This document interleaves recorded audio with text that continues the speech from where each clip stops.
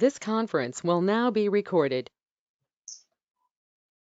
अद्य बुधवासरः अथवा सौम्यवासरः कार्तिक कृष्ण नवमी दिनांक 9 डिसेंबर 2020 चरक सूत्र स्थान अध्याय 28 प्रथम सूत्र शंखं चक्रं जलौघान् दधतमृतघटं चारुदोर्भिश्चतुर्भिः सूक्ष्मस्वच्छातिहृत्यां शुकपरिविलसन् मौलिमं भोजनेत्रं कालाम्भोदोज्ज्वलाङ्गं कटितटविलसच्चारुपीताम्बराढ्यं वन्दे धन्वन्तरिं तं निखिलगगवनप्रौढदावाग्निलीलम् प्रौढदावाग्निलीलम् ब्रह्मणो हि समारब्धा मात्रेयाद्येषु पूजिताम् अस्मदाचार्यपर्यन्तां वन्दे गुरुपरम्पराम् आयुर्वेदरतं वन्दे माधवाख्यं महागुरुम्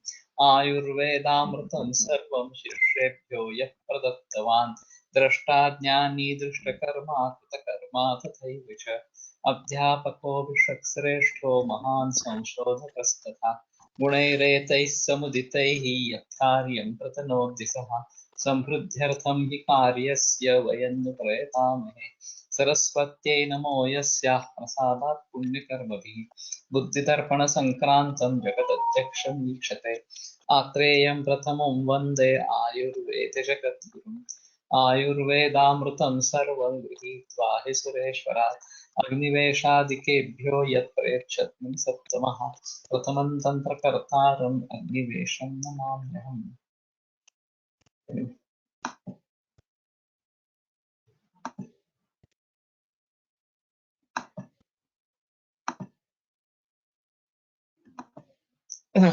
अष्टाविंशोऽध्यायः अथा तु विविधाश्रितपीतीयमध्यायं व्याख्यास्यामः यतः स्मः भगवान् आत्रेयः। इदानीम् अष्टाविंशोऽध्यायः आरभ्यते। अस्य विविधाश्रितपीतीयम् इति नामधेयम्। विविधम् अशितं पीतं लीढं खादितं जन्तोर्हितम् अन्तरग्निसन्दीक्षितबलेन यथास्वेन उष्मणा सम्यक् विपच्यमानं कालवत् अनवस्थितसर्वधातुपाकम् अनुपहत सर्वधातूष्ममार्गस्रोतः केवलं शरीरम् उपचयबलवर्णसुखायुषा योजयति शरीरधातुम् ऊर्जयति च। तर्हि यत् विविधम् अशितं पीतं लीढं खादितं विभिन्नेषु स्थलेषु विभिन्नशब्दानां तत्र प्रयोगः दृश्यते। अशितं नाम भक्षितं, पीतं लीढम् अन्यत्, खादितं भक्षितम् अशितम् इत्यतयोः कः विशेषः को भेदः? खादितं तावत् दन्तैः चरणं कृत्वा यत् भक्ष्यते तत् भक्षितम् अथवा खादितम्। अन्यत् यत् अस्माभिः सेव्यते तत् अशितम् अथवा अशितम ये जो संज्ञा है वो व्यापक इस प्रकार की रहेगी। जो भी अंदर इस प्रकार का दिया जाएगा वो सब अशित नाम से होगा। जंतुर्हितम जो प्राणी मात्र के लिए हित इस प्रकार का है। अंतरग्नि संदुक्षित बलेन यथा स्वेन उष्मणा सम्यक विपच्यमान। तो ये एक अहम चीज है कि अंतरग्नि संदुक्षित बल जिसको अंतरग्नि से बल प्राप्त हुआ है, उसका बल बढ़ गया है। यथास्वेन उष्मणा इस प्रकार के खुद के उष्मा से सम्यक विपच्यमान। तो वास्तव में ऐसा है कि हर पदार्थ का एक अपना अग्नि होता है और वो पाचन करता रहता है और उसको सहायता मिलती है जाठराग्नि। तो उसकी खुद की पाचन शक्ति होनी चाहिए, जो द्रव्य है उसकी खुद की पाचन शक्ति होनी चाहिए और फिर जाठराग्नि से उसको बल मिलता है और वो अपना पचन अच्छी तरीके से करता है। तो जब हम रेफ्रिजरेटर की बात करते हैं, डीप फ्रीज की बात करते हैं, तो ये खुद का जो अग्नि है उसके ऊपर काफी रोक लगाई जाती है। जब हम कहते हैं कि रेफ्रिजरेटर में अन्न टिकता है, खराब नहीं होता जल्दी इस प्रकार से, तो अपने खुद अग्नि से उसका जो परिणमन होना है वो नहीं होता, उसको डिले हो जाता है, वो धीरे गति से होता रहता है। तो हमें ऐसा लगता है कि पदार्थ रेफ्रिजरेटर में या फिर डीप फ्रीज में टिक रहे हैं इस प्रकार से। तो अगर इस प्रकार के पदार्थों का हम प्रयोग करेंगे, वो निकाल के माइक्रोवेव में डाल के वो खाएंगे, इस प्रकार से गर्म करके खाएंगे, तो उसके ऊपर जब रोक लगाई गई थी कि जो बाह्य टेम्परेचर इतना कम रखा गया कि उसमें परिणमन बहुत धीमे गति से हो रहा है, तो वो अग्नि कैसी रहेगी, ये एक अहम चीज है। जो स्व अग्नि है, स्वेन ऊष्मणा, ये जो है, वो अगर इतना दीर्घकाल उसके ऊपर शैत्य का परिणाम हुआ है, तो उस अग्नि की स्थिति क्या रहेगी। और खास करके रेफ्रिजरेटर में या डीप फ्रीज में रखकर जब बाहर गर्म करके पदार्थ खाए जाते हैं, तो उनके बारे में ये सोचना बहुत जरूरी है। उसके विपरीत उदाहरण आम का है कि ग्रास में या घास में आम को रखते हैं, उसका खुद का अग्नि है, वो पाचन करता है, लेकिन उसको बल मिल जाता है इस घास में जो स्थित अग्नि है उसका, और फिर वो जल्दी पचन होता है, नैसर्गिक होता है इस प्रकार से। और कच्चे आम से लेकर पक्के आम तक जो भी अवस्थान्तर होते रहते हैं, वो धीरे धीरे इस प्रकार से होते रहते हैं। तो वहां बाह्य अग्नि से उस अग्नि को, आम के अग्नि को बल मिलता है। अब जब ये किसी शरीर में प्रविष्ट होता है, तो वो अपना अग्नि तो काम करता ही है, उस वस्तु का, पदार्थ का जो अग्नि है वो तो काम करता ही है, लेकिन जाठराग्नि जिस प्राणी का हो, जिस जीव का होगा, उसके जरिए उसको बल मिलेगा। हाँ, और उसी के जरिए उसका परिणाम उस जाठराग्नि से संबद्ध जीव में हो। एक ही अन्न अगर कुत्ता खाता है और आदमी खाता है, तो कुत्ते के खाने के बाद उसके धातु बनते हैं, उसका शरीर बनता है। आदमी ने खाने के बाद आदमी का शरीर, मानवीय शरीर इस प्रकार का बनता है। रोटी वही है, चावल वही है। तो ये परिणमन उस पर्टिकुलर अवस्था में कैसे होता है, तो वो उस प्राणी का जो डाठराग्नि है, उससे उस अग्नि को बल प्राप्त होता है, और ये परिणमन उसके शरीर में होता है। तो ये एक अहम चीज इसमें है। और इसके जरिए ये बाह्य पदार्थों में स्थित जो अग्नि है, वो डाठराग्नि की सहायता से उसके बल प्राप्त करते हुए, अगर उसका सम्यक विपच्यमान ठीक तरीके से उसका पचन हो रहा है, कालवत और योग्य काल में उसका सेवन किया गया है, नहीं तो प्रॉपर काल में अनवस्थित सर्वधातु पाकम, तो सर्व धातुओं में जो परिणाम उसका होता है, वो अनवस्थित इस प्रकार का, रस, रस से बात रक्त, रक्त के बाद मांस वगैरह वगैरह इस प्रकार का, एक में वो स्थिर नहीं रहेगा। तो वो क्रम से आगे आगे चलता जाएगा। पहला जो है वो जाठराग्नि इस प्रकार का है, जाठराग्नि संदीक्षित बल, फिर धात्वग्नि संदीक्षित बल, फिर भूताग्नि संदीक्षित बल, और उस प्रकार से उसका परिणमन उन उन धातुओं में होता इस प्रकार का रहेगा। अनुपहत सर्व धातुष्म मारुत स्रोता, और जिस पर सर्व धातुष्म और मारुत स्रोत, इनका परिणाम नहीं हुआ है, उनसे वो उपहत नहीं हुआ है। तो सर्व धातुओं के जो अग्नि है, सब धात्वग्नि जो है, वायु है, और जो स्रोतस है, इनका जिसके ऊपर बुरा परिणाम नहीं हुआ है इस प्रकार का, केवलम शरीरम उपचय बलवर्ण सुखायुषा योजित, तो वो केवल अच्छा परिणाम करने वाला, शरीरम उपचय बलवर्ण सुख आयुष, इन सभी का मेलजोल कर देता है, शरीर से इन सभी का मेलजोल कर देता है। यह शरीर धातु ऊर्जयति च, और जो शरीर धातु है उनको ऊर्जा प्रदान करता है। तो ये एक अलग चीज है कि जो हम खाना खाएंगे इस प्रकार से उसका एक अग्नि होता है, ये एक अहम चीज है, सभी में महत्वपूर्ण। और वो खुद पचन करता रहता है, लेकिन जो भी साक्षात संपर्क में उसके अग्नि होगा, पहला तो जाठराग्नि है, फिर धात्वग्नि और भूताग्नि, ये भी उसके संबंध में। अब जो पाव पदार्थ बनेगा पहले पचन के बाद, उसका खुद का अग्नि होगा, और उसको ये धात्वग्नि या भूताग्नि की सहायता मिलेगी, और उसका परिणाम उन भावों में होता रहेगा इस प्रकार से। और फिर बल वर्ण सुख आयुष इनकी प्राप्ति होती रहेगी। और शरीर धातुओं में ऊर्जा इस प्रकार की निर्माण होती रहेगी।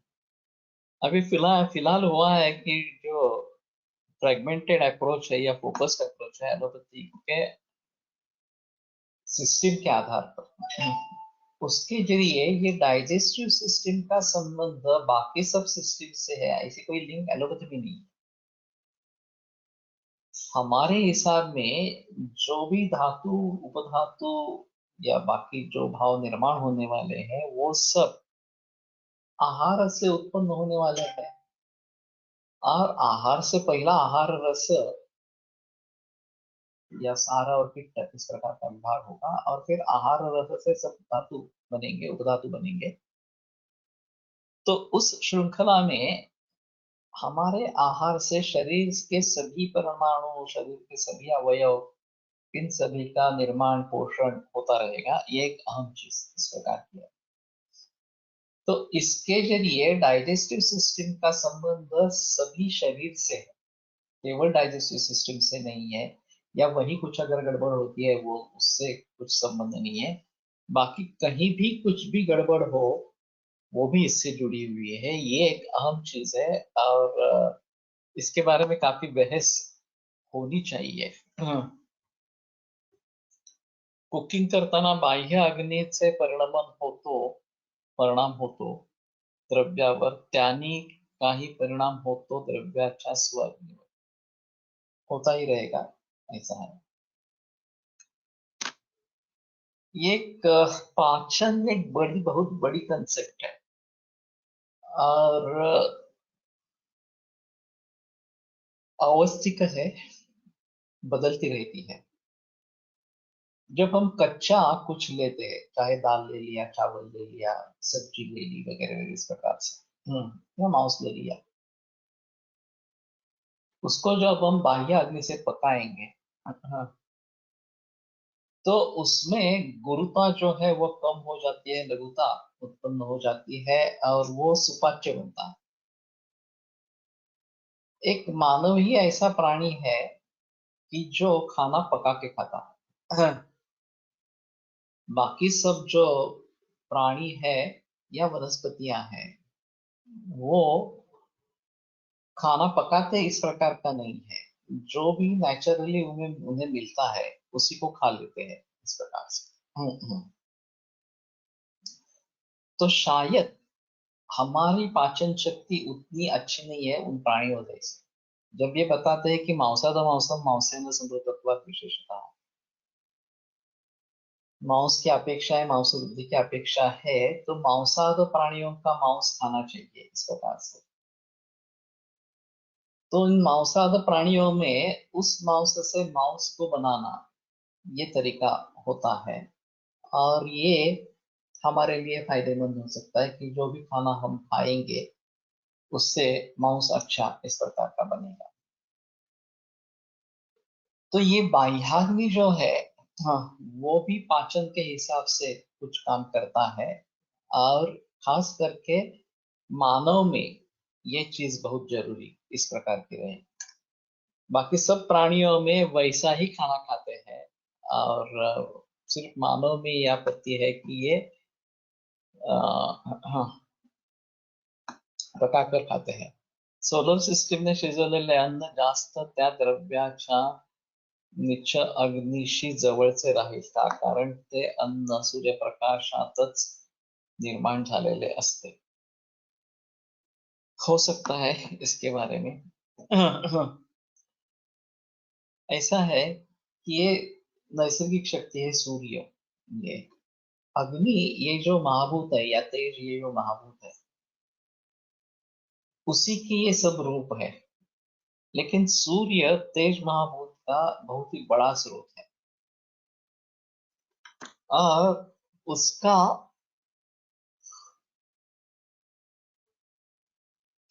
जो ईंधन से बनता हुआ अग्नि, जिसको हम अभी प्रयोग में लाते हैं, चाहे लकड़ी हो, चाहे गोबर हो, चाहे गैस हो, अब आजकल इस प्रकार का, तो जिसमें इन सब का ईंधन रूप से प्रयोग होता रहता है और उससे मिलने वाली जो उष्णता है वो सीमित इस प्रकार की है। लेकिन सूर्य से मिलने वाली उष्णता ये लाखों बरस चली आ रही है इस प्रकार से। और मानते हैं कि वहाँ हाइड्रोजन और ये दूसरा कौन सा वायु, हीलियम, इनका ज्वलन होता रहता है सूर्य के ऊपर और फिर वहां से उष्णता और प्रकाश ये दो निर्माण होते हैं और वो हमारे पृथ्वी तक पहुंच जाते हैं इस प्रकार से। तो ये नैसर्गिक तरीका है। अगर हम सोलर सिस्टम का प्रयोग करेंगे और उससे खाना पकाएंगे तो ये ज्यादा नैसर्गिक इस प्रकार का रहेगा। हाँ, लेकिन उसको कुछ समय लगता है। अभी ये डिवाइसेस बन गए हैं इसलिए हम उसमें खाना पका पका सकते हैं। नहीं तो अभी तक इसी का प्रयोग चलता था कि ज्यादातर लकड़ी का प्रयोग होता था, गोबर का प्रयोग होता था। अभी अभी हाल में ये वायु इसमें आ गया है। ज्वलन रूप इस प्रकार का ईंधन रूप वायु। तो उसका आतप से ज्यादा अच्छा रहेगा, ये मेरा भी मानना है। और जहां तक शक्ति को हम प्रिजर्व कर सकते हैं वो ज्यादा अच्छा है। शक्ति जितनी हम रखेंगे, उसको प्रोटेक्ट करेंगे, तो हमारे ही काम में इस प्रकार के आएगी। तो ये इस प्रकार का ईंधन जलाने से बेहतर है कि सूर्य का प्रयोग करें, उसकी उष्णता का प्रयोग करें। धातवो ही धात्वाहाराः प्रकृतिम् अनुवर्तन्ते। धातु जो है धात्वाहार इस प्रकार के हैं, धातु ही उनका आहार इस प्रकार का। तो यहाँ दो तरीके से लिख सकते हैं, बाहर के धातु और हमारे धातु। हमारे धातुओं का आहार बाहर के धातु है। खास करके प्राणीज द्रव्यों के बारे में ये सोच सकते हैं। या एक धातु का आहार उसका पहला धातु। रसाद रक्तम तत्व मांसम मांसान मेदस्थितोस्ति च, ये जो श्रृंखला बताई गई है, तो उसके आधार पर जो पहला धातु है वो दूसरे धातु का आहार बनेगा, वो तीसरे धातु का आहार बनेगा। इस प्रकार की श्रृंखला चली रहेगी। तो धातु धातुओं का आहार है, ये एक अहम चीज इस प्रकार का रहेगा।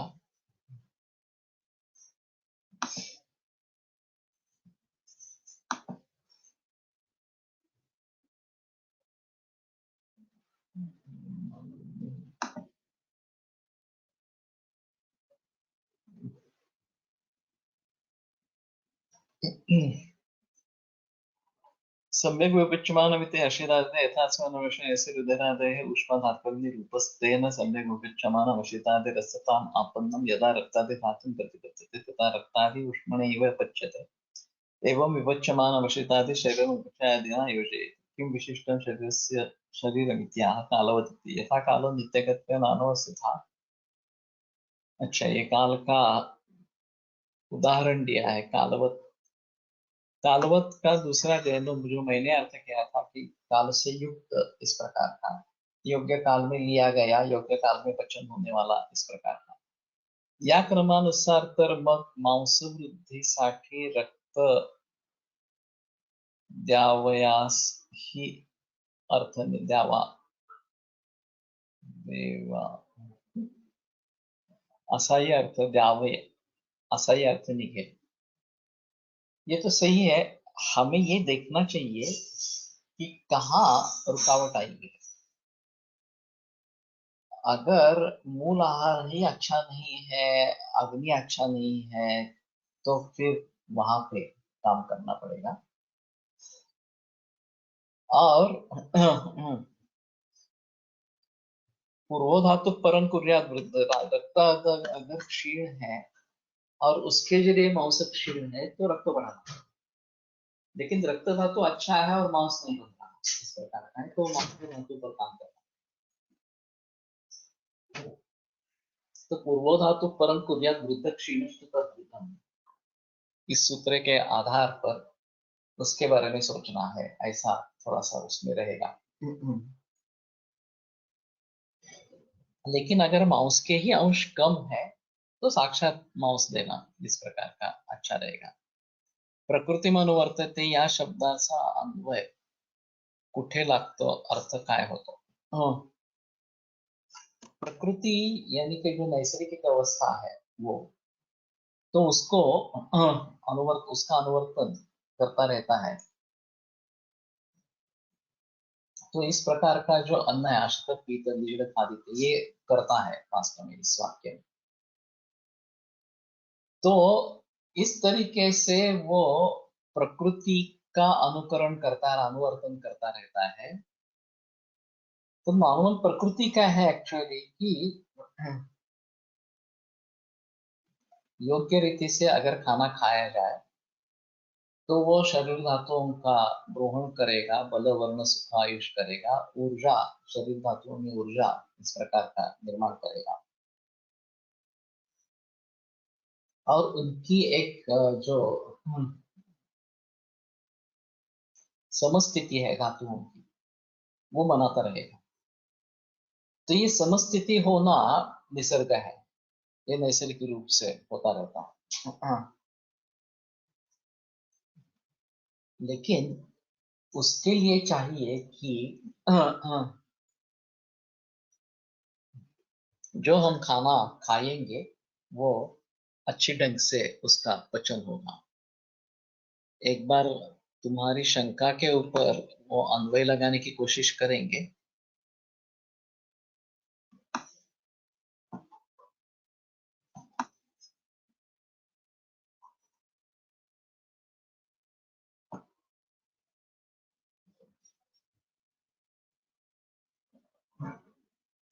हाँ, ये धातुओं धातु आ रहा प्रकृति अनुवर्तन थे, इसके बारे में मैंने सोचा पहले वाक्य का, ये अलग वाक्य है। तो धातु धातु आहार होने वाले होते हैं कि धातु ही धातुओं का आहार इस प्रकार का होते हैं। और धातु प्रकृति में अनुवर्तन अनुवर्तन, धातु जो है वो प्रकृति का अनुवर्तन करते रहते हैं। जो जिस तरीके से धातु बनते रहेंगे वो अगर प्रकृति है तो वो उसको चलाते रहते हैं। नॉर्मली इस प्रकार से धातु निर्माण होते रहते हैं इस प्रकार से। तो ये अलग वाक्य हो गया, पहले वाक्य से संबंध इस प्रकार का नहीं रहेगा। Hypothyroidism as Dhatugata Agnimadya and treat accordingly. As many a times the patient does not have any symptom. ये एक अलग ही है।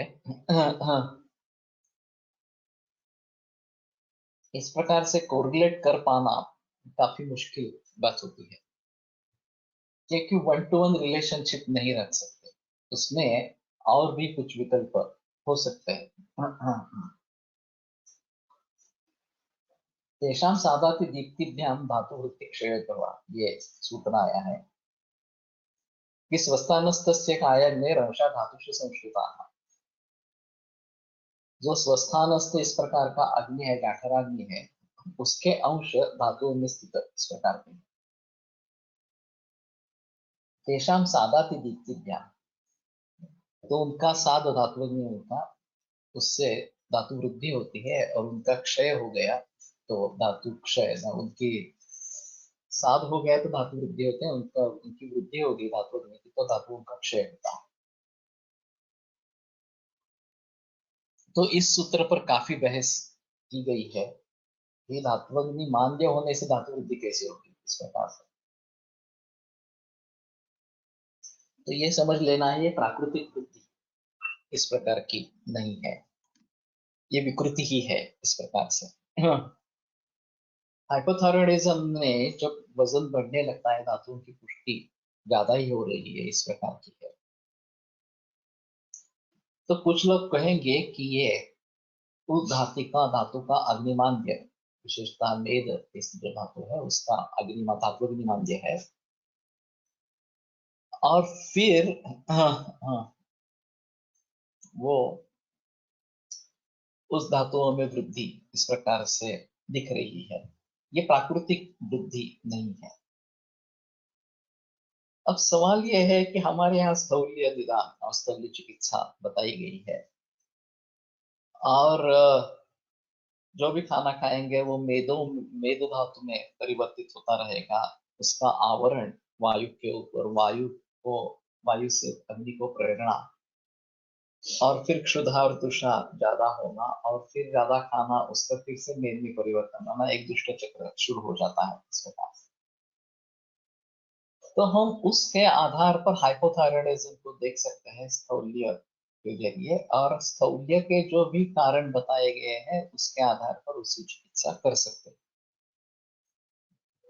अभी जब ये हार्मोनल इम्बैलेंस की बात कर रहे हैं, तो हार्मोनल इम्बैलेंस के लिए काफी अन्य कारण, मानसिक कारण वगैरह भी रहते हैं, उन सभी को अगर ध्यान में रखेंगे तो ये पॉसिबल इस प्रकार का होगा। तो 1-to-1 रिलेशनशिप मत रखो, सभी दृष्टि से विचार करो, और फिर इसको आयुर्वेद की दृष्टि से कैसे देखें ये थोड़ी कोशिश करो, तो ये ज्यादा बेहतर इस प्रकार का रहेगा।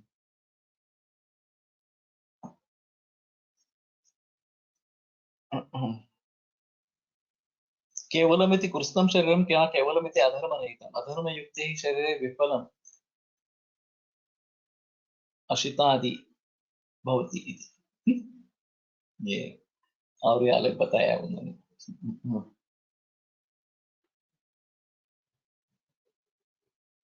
अनुपातन सर्वधातूनां उष्ममारुत स्रोतां स्यात् तथा यथा यदा हि एकोऽपि धातुपाचकः अग्निः उपहतः मारुतो वा धातुपोषकरसो वा हि व्यानरूपः कदाचित् क्वचित् उपहतो भवति, तथा स्रोतो वा धातुपोषकरसवहम् उपहतं स्यात् तदा अशितादिकं धातूनाम् अवर्धकत्वान् नोपचयादिकारकम् इति भावः।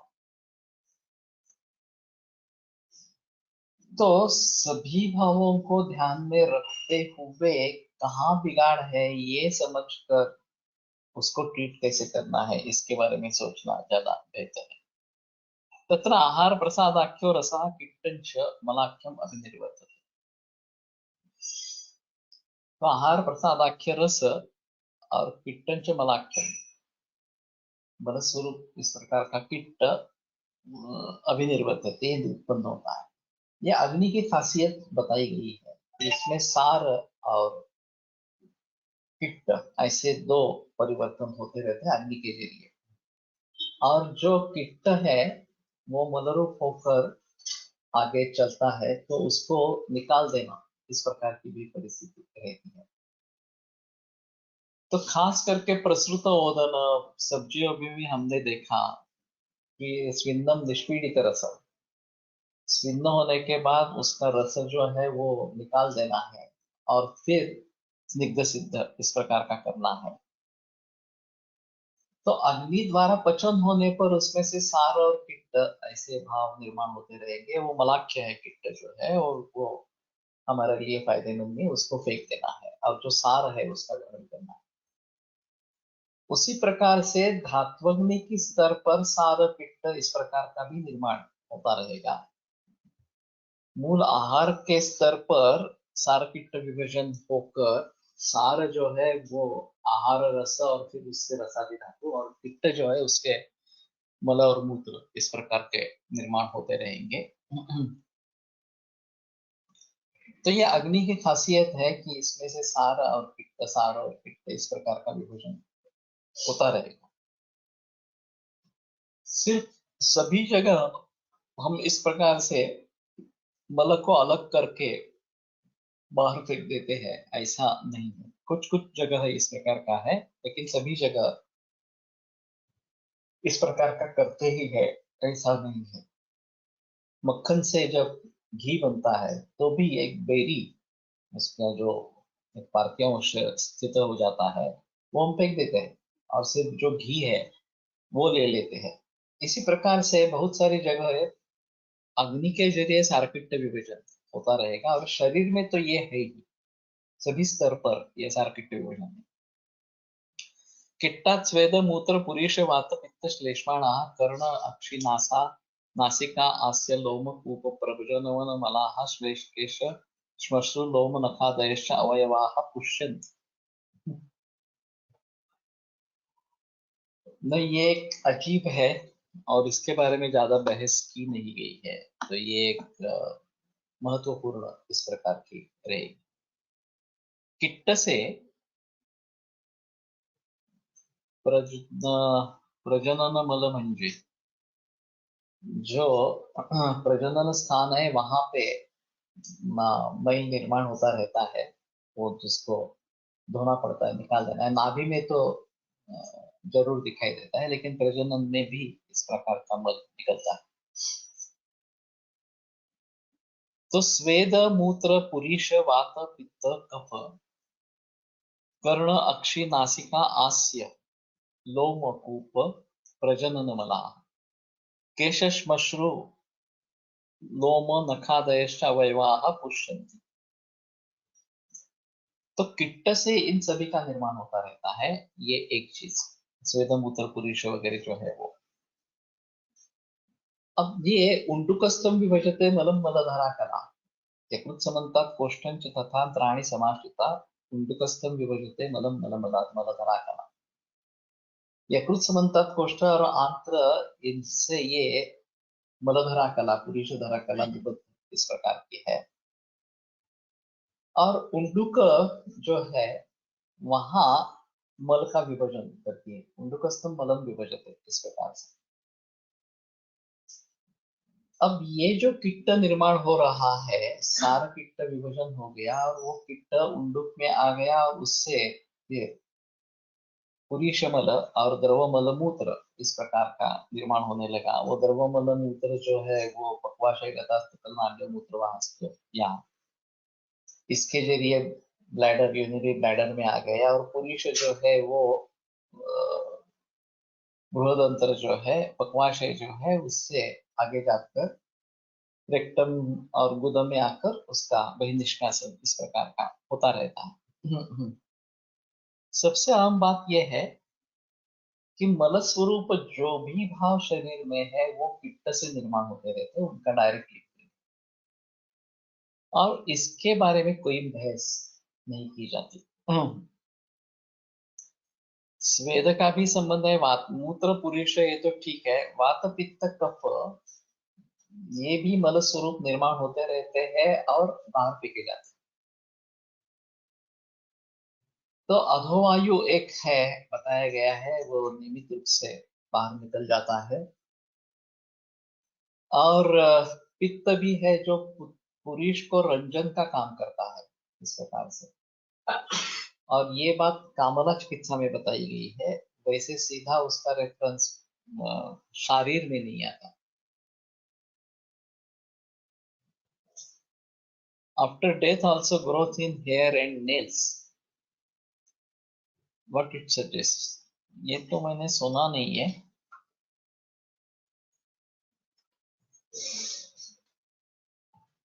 नाभि मल जो है माउस का मल रहेगा, जो खमल बताए गए हैं, तो नाभि एक इस प्रकार का खमल है। इसका after death also there is growth in hair and nails, इसका रेफरेंस कुछ है तो बता देना। क्योंकि परिणमन करने वाला कुछ नहीं है, तो अग्नि, जठराग्नि शांत हो गया है,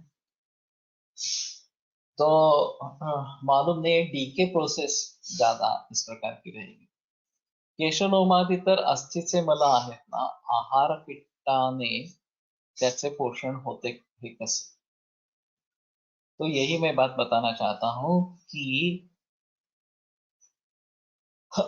किट्ट से इन सभी भावों का पोषण होता रहता है. ये डायरेक्ट रेफरेंस इस प्रकार का है, और वैसे आज के एनाटॉमी या फिजियोलॉजी के आधार पर उसके बारे में कुछ नहीं बता सकते. तो केश लोम ये अस्थिमल है, ये तो बताया गया है, आगे भी बताया गया. तो किट्ट से जैसे आहार रस से रसादी धातु बनते रहते हैं, उसी प्रकार पित्त से उसके मल भी बनते रहते हैं. धातुओं के मल का है, धातुओं के मल भी बनते हैं, और उसका पित्त से सीधा संबंध है. ये अहम चीज. तो जैसे ये आहार रस से धातुओं की परंपरा शुरू हो जाती है, उसी प्रकार पित्त से धातुओं के मलों की परंपरा शुरू हो जाती है. ये एक अहम चीज है. अब केश, मशरू, लोम, ये जो है, ये और नख, ये सब अस्थि के मल बताए गए हैं. लेकिन हिरुडिज्म इस प्रकार की जो समस्याएं है युवतियों में दिखी जाती है इस प्रकार से, ये प्राकृतिक इस प्रकार की नहीं है. तो अभी तो इनके बारे में हार्मोनल इम्बैलेंस करके सोचा जाता है, और हार्मोन्स बराबर नहीं बन रहे. स्त्री विशिष्ट हार्मोन्स होने चाहिए, उनकी कमी है, और पुरुष विशिष्ट हार्मोन्स निर्माण हो रहे हैं. इसलिए ये औरतों में श्मश्रु वगैरह निर्माण होना ये हो सकता है. तो इसका एक संबंध हम सार्किट विभाजन से भी ले सकते हैं, और किट्ट अच्छा नहीं बन रहा, और जो स्त्री विशिष्ट किट्ट बनना चाहिए था वो नहीं बन रहा, ऐसा सोच सकते हैं, और उसके आधार पर उसके लिए कुछ चिकित्सा कर सकते हैं. मुलींच्या बॉडीवर जास्त केस असण्याचे रीजन काय असेल. बॉडी पर ज्यादा नहीं रहते हैं एक्चुअली. जो बाल है वो काटे नहीं जाते. पहले जमाने में तो नहीं काटे जाते थे, अभी तो काफी कटिंग होती रहती है लड़कियों में भी, तो इसलिए वो बढ़ते रहते हैं. ये एक अहम चीज रहेगी. या पुरुषधरा कला सो अस्थिधरा, हाउ टू यूज दिस सूत्र इन चिकित्सा. एक कला का एक अलग माहौल है. और धात्वाशय अंतर मर्यादा इस प्रकार की उसके बारे में कहा गया है.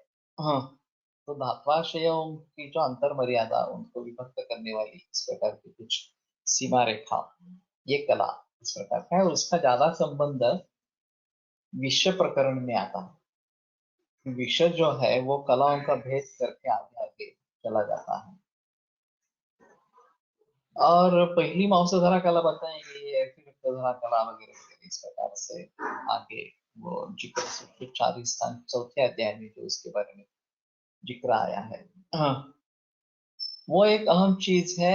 और त्वचा जो निर्माण होती है सप्तत्वचो भवन्ति इस प्रकार की, वो एक अहम चीज है. क्षीरात संतानिकार्य, जैसे दूध में मलाई निर्माण होती है, उसी प्रकार धातुओं के पचन होते समय ये त्वचाएं बनती है, त्वक बनती है.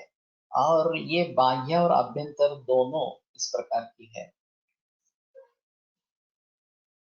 मेनोपॉजल रीचिंग पिरियड्स मध्ये दाढी सारखे केस येतात, त्याची चिकित्सा कशी करावी. तो अभी तो मैं शुक्र दृष्टि समझकर शुक्र शोधन गण का प्रयोग करता रहता हूँ इन सभी.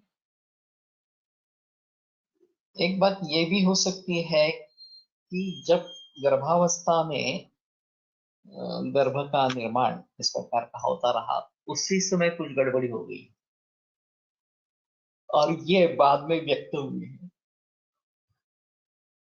षष्ठे स्नायु शिरा रोम बलवर्ण नखत्वचा, षष्ठ मास में, छठे मास में स्नायु शिरा रोम नख वर्ण बल ये सब निर्माण होते रहते हैं, ऐसा कहना है। तो उस बात को ध्यान में रखते हुए गर्भपाल रस और छठे महीने का कल्प मासानुमासिक कषाय जो है वो फलगुप्त के साथ या फलगुप्त और च्यवनप्राश के साथ मैं देता रहता हूँ।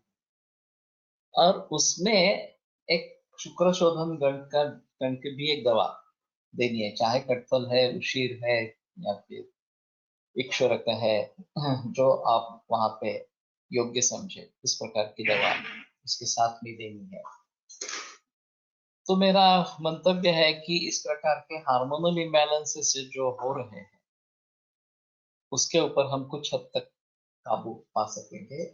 अर्थात इसमें एक अहम चीज ये है कि हमें नैसर्गिक ही खाना खाना है, देसी बीज से बना नैसर्गिक खाना और देसी गाय का दूध, ये दोनों बहुत जरूरी है। तो इन सभी के बारे में ये बताना बहुत जरूरी है कि नैसर्गिक ही खाना खाओ तो वहां से जो हार्मोनल इम्बैलेंस चल रहा है उसको मिटा सकेंगे, उसको कम कर देंगे। और फिर धातु परिणमन में जो इस प्रकार का निर्माण हो रहा है उसके बारे में सोचेंगे।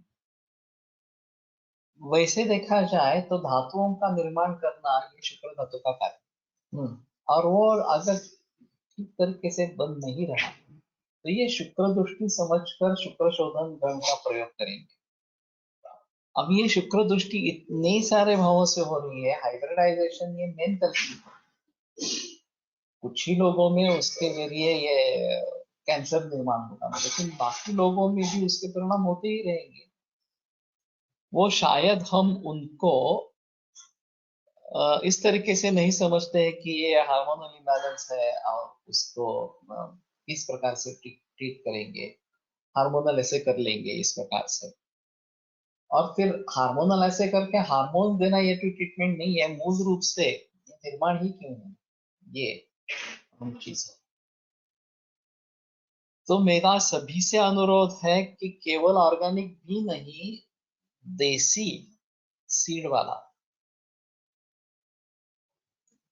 जो अन्न है वही खाओ। और अभी सुभाष पालेकर का वही प्रयास चल रहा है कि ये देसी सीड का ही इसमें प्रयोग किया जाए। Probably it may be just due to भूताग्नि which a Dravya himself have, like how fruit ripens by himself। वो तो होता ही है, प्रत्येक का अग्नि होता है और उसके द्वारा उसका पचन होता रहता है। कला म्हणजे बॅरियर असे जे ॲलोपॅथी म्हणतात त्याच्याशी संबंध असेल का? बैरियर ये एक तरीके से बैरियर है कि एक धातु से दूसरी धातु में नहीं जाना है, इस प्रकार से। अभी फिलहाल कैंसर के बारे में जब सोचते हैं तो एडजेसेंट टिश्यू टिश्यू के द्वारा भी कैंसर फैलता है। इसोफेजियल कैंसर है वो लंग में फैलने की संभावना इस प्रकार की होती है, या लंग कैंसर है तो इसमें जाने की संभावना रहती है, लिवर में जाने की संभावना इस प्रकार की रहती है। तो इसमें जो एक मर्यादा है, विभक्तिकरण है, वो अगर ब्रेक हो गया तो वहां से एक दूसरे में घुस सकता है कैंसर। और ये जो खास बात विषयों के बारे में बताई गई है, व्यवाही विकास, तो व्यवाही पूरे शरीर में फैल जाता है, डाइजेस्टिव सिस्टम का संबंध न होते हुए सीधा डायरेक्टली धातुओं में चला जाता है। और विकासी विकसन धातु धातुओं की हिंसा करता है, विकासी जो है। तो ये हिंसा होने के कारण एक में से दूसरा इस प्रकार का होता है। अभी एक न्यूरो के नया ब्रांच एलोपैथी में डेवलप हो रहा है। और उनका कहना है कि केमोथेरेपी के जरिए ब्रेन मेटास्टेसिस होता है। और ये अभी प्रूव होने ही वाली है इस प्रकार की। तो ये जो बैरियर्स है बीच वाले, उसका अगर भेद हो जाए विकासी गुण के, ये विषय जो है केमोथेरेपी एक विषय है, और उसके जरिए जैसे ये प्राणी विष कलाओं का भेद करके आगे आगे चला जाता है, उसी प्रकार ये केमोथेरेपी का विष भी शरीर में फैल जाता है। जहां नहीं जाना है उसको वहां भी जाता है, और फिर अपने विषय से इस प्रकार के परिणाम वहां भी कैंसर को फैलाता इस प्रकार है, या फिर वो कैंसर सेल को भी देता जाता होगा इस प्रकार। धातुवृद्धी झाल्यावर त्यांचा मलाची वृद्धी त्याच्या मलाची वृद्धि होते की क्षय, दोनों पॉसिबल है। अगर उसका पोषक अंश ही ज्यादा है तो दोनों बढ़ेंगे, लेकिन अग्नि का कार्य अच्छा नहीं है और मल ही ज्यादा निर्माण हो रहा है, ये राजा इक्ष्वा की संप्राप्ति में बताया गया है। तो उपस्तब्धस्य शत्रुता केवलम वर्तते क्षयी, रसोप्यस्य न रक्ताय मांसाय कुतये वतु, रस से रक्त भी नहीं बनता, मांस वगैरह तो बात ही छोड़ो इस प्रकार से। तो उसमें सार भाग कम और पित्त भाग ज्यादा इस प्रकार का बनता है, और फिर उसी के आधार पर वो जीवित रहता है राजयक्ष्मी।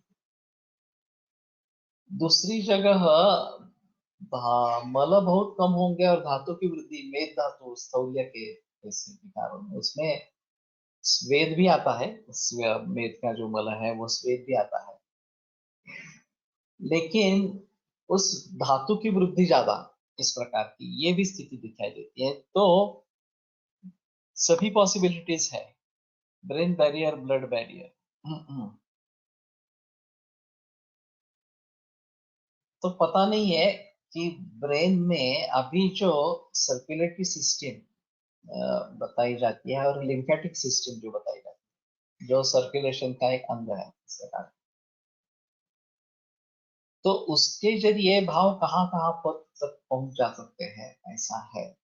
और फिर ये इस प्रकार के परिणाम दिखेंगे। श्मश्रु शुक्र धातु निगडित आहे आणि केश अस्ति निगडित, ये भी है भाव। यह शारंगधर में शायद उसको शुक्र का मल इस प्रकार का माना है श्मश्रु को, और ये पुरुष विशिष्ट इस प्रकार का भाव है। हाँ, औरतों में नहीं होना है, लेकिन हिर्सुटिज्म इस प्रकार की जो समस्या अभी दिखाई देती है, तो उसका कारण क्या है? तो ये हार्मोन्स के जरिए है ऐसा एलोपैथी मानती है। रस धातूशी लावता येईल का, कारण रससार त्वक्सार यामध्ये सूक्ष्म अल्प गंभीर स्कोमार लोम या ठिकाणी अल्परोम असे त्वक्सारखेचे लक्षण आहे, तर बहुरोम हे त्वक असार त्याचं लक्षण मानावे का? बाकी लक्षणे पीसीओस मध्ये हिर्सुटिझम बरोबर स्थौल्य, रसनिमित्त, रसक्षय, रसाशी रिलेटेड वाटतं। ये रसनिमित्तम स्थौल्यं कार्शंच एक सूत्र सुश्रुत में आया है, काफी अच्छा इस प्रकार का है। धातुनां क्षय वृद्धि शोणित निमित्त, ये भी एक सूत्र सुश्रुत में आया है, वो भी एक है। स्त्रियांमधील मेनोपॉज विषय संवर्धित का महत्व देते नसावे, ये मल्टीपैरा होने के कारण मुझे लगता है कि ये आवश्यकता नहीं होगी। अभी ये नल पारा, सिंगल पैरा इस प्रकार का होने के कारण शायद ये समस्या बढ़ गई है। और न्यूक्लियर फैमिली अभी है, वो भी एक अहम चीज रहेगी कि जो मानसिक तनाव बढ़ते हैं, सपोर्ट जो होना चाहिए वो नहीं होता है, तो ये भी एक कारण मेनोपॉज सिंड्रोम अभी जो दिखाई देता है उसमें होगा। तो मेरे ख्याल में केवल हार्मोन देना, ये तो हार्मोनल इम्बैलेंस की ट्रीटमेंट है ही, वो केवल तात्कालिक परिणाम दिखेंगे, बाकी कुछ नहीं होगा। लेकिन उसकी शुरुआत हाइब्रिडाइजेशन से है, ये मानकर जो देसी बीज और देसी गाय इनका प्रयोग करना, ये सबसे अहम इस प्रकार की चीज है। और जैसे ये मशरू के बारे में हिरुटिज्म जो बात है उसके बारे में, केवल ये शुक्र का मल या अस्थि का मल इस प्रकार के समझकर काम करना ठीक नहीं रहेगा। पित्त से उसका आरंभ हो रहा है, ये भी एक बात ध्यान में रखनी है। और शुक्र दृष्टि का संबंध उसमें है, तो शुक्र शोधन गण का समझ लेना चाहिए। मल्टीपैरामध्ये मेनोपॉजचा त्रास कमी होतो का? हाँ, ऐसा है। अभी मल्टीपैरा रही नहीं है, लेकिन पुराने जमाने में मल्टीपैरा बहुत कॉमन थी और नल पैरा या ये बहुत कम थी, तो उनमें इस प्रकार के परिणाम दिखते थे, मेनोपॉज के परिणाम दिखते थे, ऐसा एक कहना है। खास करके नल पैरा में मानसिक तनाव बहुत ही रहता है कि अपत्य प्राप्ति हुई ही नहीं पूरे जन्म में, तो ये मेनोपॉज के समय में ज्यादा इसका उसकी तकलीफ इस प्रकार की होती है। अभी ऑस्टियोपोरोसिस मेनोपॉज में दिखाई देता है, वो भी हार्मोनल इम्बैलेंस के जरिए है, इस प्रकार का बताते रहते हैं। लेकिन मुझे लगता है कि केवल अस्थि धातु से ये संबंधित नहीं रहेगा, पूरे सिस्टम को हमें देखना है। और फिर हाँ, मैंने तो बता दिया कि इसके बारे में हमें ये शुक्र धातु दृष्टि है ऐसा समझकर काम करना है। नैसर्गिक खाना देना है, ये एक सबसे अहम चीज है जो कोई वैद्य बताते नहीं है। और शुक्र शोधन गण का भलीभांति प्रयोग करना है और धातु परिणमन में सुधार लाए, तो शायद लघुमाननिस, मधुमाननिस, वर्णमाननिस का प्रयोग कर सकते हैं। और साक्षात शुक्र धातु पर काम करने के लिए वंग मिश्रण वगैरह इस प्रकार के प्रयोग कर सकते हैं। तो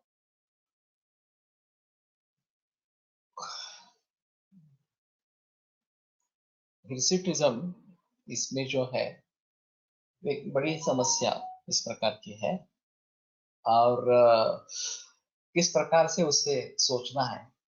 मैं अभी गर्भावस्था से लेकर इसके बारे में सोचता हूँ, और गर्भपात रस और उस महीने का काढ़ा या कल्प उसका, और फलघृत च्यवनप्राश रसायन के हैसियत से, और शुक्रशोधन गण से कोई दवा, कटपल हो या फिर समुद्र फेन हो वगैरह वगैरह इस प्रकार, इन सभी का प्रयोग करेंगे।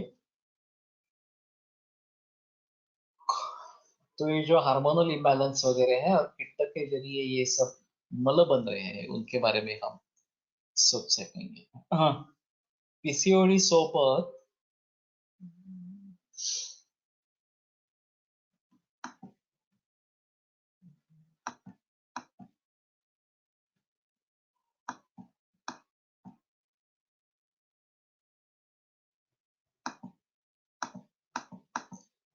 पिंपल्स असताना अजून काही विचार करावा का? रस आणि मेद असा दोन्ही दृष्टींचा विचार करावा का? इसमें शुक्र का भी बहुत अहम रोल है। बहुत सारे औरतों में ये देखा जाता है कि रजत परिवर्तन होने से पहले पिंपल्स बढ़ जाते हैं और रजत परिवर्तन होने के बाद कम हो जाते हैं। तो इसका मतलब है कि रस द्वारा कुछ मल संचय हो रहा है, वो जब तक संचय होता रहेगा तब तक ये इस प्रकार का दिखेगा, और वो संचय निकल जाने के बाद तो रस धातु दृष्टि है, ये एक समझ लेना है इस प्रकार से। और वास्तव में रज का निर्माण होना और रज का संचय होना ये ऋतुकाल से संबंध है। तो ऋतुस्तुदाचुनिशा पूर्वा ये समावगम के हिसाब से बताया गया, लेकिन आर्तव बनता रहता है, ऋतुद्भवम आर्तवम इस प्रकार के। और उसके पोषण के लिए, उसके देखभाल के लिए ये गर्भशैया बनती रहती है, जो रज का चयन रस धातु के द्वारा रज का चयन वहां पे होता है। कंसेप्शन नहीं हुआ तो वो पार फेंका जाता है, फिर अगले महीने फिर ऋतुकाल, इस प्रकार का ये साइकिल रहता है। तो पिंपल्स के बारे में कुछ मरीजों में ये देखा जाता है कि अग्निमांद्य है, मलावष्टम्भ है, रक्त दुष्टि है, तो उन सभी कारणों को ध्यान में रखते हुए उसमें चिकित्सा करनी है। रस का भी संबंध हो सकता है, उसको देखें, और शुक्र का संबंध रहता है तो शुक्र को ध्यान में रखते हुए उसका संबंध, उसकी चिकित्सा करनी है। मेनापथचा त्रास किती वर्ष असतो बता नहीं सकते। मैंने काफी मरीजों में ये 5-6 साल तक भी हॉट फ्लशेस वगैरह इस प्रकार के लक्षण या मूड स्विंग्स इस प्रकार से लक्षण देखे हैं, तो पता नहीं है। और अगर हिस्टेक्टमी हो जाती है 40 या 45 उम्र में, तो ये और भी दिक्कत वाली बात हो जाती है। जब तक नेचुरल मेनोपॉज का समय नहीं आता तब तक तकलीफ होती ही रहती है, उसके बाद में मेनोपॉज की तकलीफ होती रहती है। सीतोपल आदि शंखभस्मचं कॉम्बिनेशन दोन्हीकडे उपयोगी होतं, ये तो है। ये गर्भाशय के ऊपर काम करता है, ऐसा को डॉक्टर सर का कहना था। हल्ली सारखे वॅक्सिंग करून हातपाय वरचे केस काढतात, ओढून, त्याने काही परिणाम होत असेल का? या ऐसा है ना कि जो निर्माण क्यों हो रहा है उसको देखे बगैर सिर्फ जो निर्माण हुआ है उसको निकाल देना, ये इफेक्ट पर काम करना है। जैसे कि मैं कैंसर के बारे में बताता हूँ कि कैंसर सेल्स को नष्ट करना ये इफेक्ट के ऊपर काम है, कैंसर के ऊपर काम ही नहीं है। इस प्रकार हल्ली काही मुलं सेक्स चेंज करून घेत आहेत, त्याचं कारण काय? रसधातू शुक्रधातू दृष्टी असं म्हणते की मानसिक विकृती। वैसे क्या बताया कि ग्रंथि, अर्बुद और पेशी, ये 3 आकार बताए गए हैं गर्भ की अवस्था। भूस्त्री क्लीवा क्रमात्य, भूस्त्री और क्लीव इस प्रकार से उनसे निर्माण होते हैं। तो पोटेंशियली उनमें सभी का सामर्थ्य है, सभी निर्माण होने का सामर्थ्य है। और बलि पुरुषकारो ये दैवमपि अतिवर्तते, ये जो बताया गया, तो उसके आधार पर स्त्रीलिंग है तो भी उसको परिवर्तित करके पुल्लिंग हो सकता है पुंसवन के द्वारा, ऐसा ग्रंथ का कहना है। अब उस समय में कुछ लिंग निश्चित हुआ और बाद में पता चला कि नहीं, मुझे ये लिंग मिला है लेकिन मैं सूटेबल नहीं हूँ, और मुझे लगता है कि मैं बॉय हूँ या मैं गर्ल हूँ, इस प्रकार का एक्चुअली स्थिति अपोजिट इस प्रकार की है। तो फिर वो बदलना चाहते हैं। अभी हमारे हिसाब में इस प्रकार के केसेस तो हमारे पास आते नहीं है। एलोपैथी में एंडोक्राइनोलॉजिस्ट जो है उन्हीं के पास केसेस जाते हैं, और फिर हार्मोन्स देके उनमें ये बदलाव लाया जाता है, और फिर डिक्लेयर कर देते हैं या लड़की से लड़का बन गया, लड़के से लड़के से लड़की बन गई, इस प्रकार से। तो ये अपवादात्मक इस प्रकार के ही है, लेकिन हम उसके बारे में कैसे सोचे, और अगर हमें ये करना है तो हम कैसे कर पाएंगे, ये एक अलग चीज रहेगी। और जो तृतीय पंथी निर्माण होते हैं उनके बारे में हम क्या करेंगे, ये एक अहम चीज इस प्रकार की रहेगी। एंड्रोजेंस बढ़ते हैं तो एक्ने होता। कोणते प्राणायाम हॉट फ्लशेस वर काम करती, शीतली एक्सेट्रा। शीतली शीतकारी का तो बताते हैं, और चंद्रवेदी प्राणायाम बताते हैं। तो हो तो वंग मिश्रण का तो हम रेगुलर प्रयोग करते रहते हैं शुक्र दृष्टि में। तो मेरे ख्याल में ये काफी बहस वाली चीज है। तृतीय पंथाचा हार्मोनल ट्रीटमेंट ने जेंडर चेंज होतो का? नहीं दिख रहा कि तृतीय पंथियों के लिए इस प्रकार की कोई सुविधा उपलब्ध है, चाहे पुरुष में हो या स्त्री में। तो ये काफी उसके लिए प्रयास किए जाते हैं, लेकिन ऐसा नहीं है, नहीं दिखाई दे रहा इस प्रकार से, और ज्यादा ध्यान भी नहीं दिया होगा, ऐसी भी स्थिति है। तो उसके बारे में थोड़ा सा अलग तरीके से सोचना पड़ेगा। ठीक है, यहीं पे रुकते हैं, कल माधव निदांत को लेकर आगे बढ़ेंगे। गावमध्ये गाभण ठेवण्यासाठी स्पर्म इंजेक्ट करतात, how ethical it is? Ethical तो नहीं है इसमें कोई संदेह नहीं है, लेकिन परिस्थिति ऐसी है कि मिलते ही नहीं है उस जाति के जो चाहिए।